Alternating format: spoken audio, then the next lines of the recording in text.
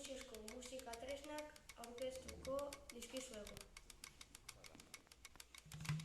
Familia honetako musika tresna elkarren artean, eskuekin edo baketekin jotzen dituzuenean entzuten dira.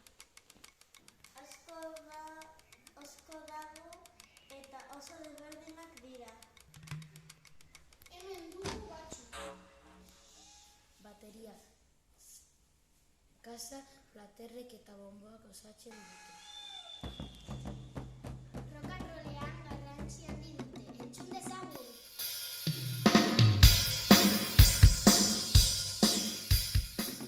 Xilofonoak nota ezberdinak ematen ditu. Oso atsegina da bere soinua.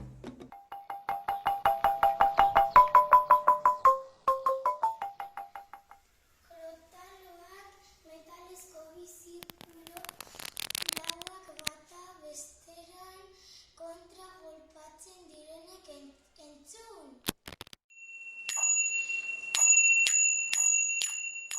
Marakak oso ezagunak, Hego Amerikan sortuak.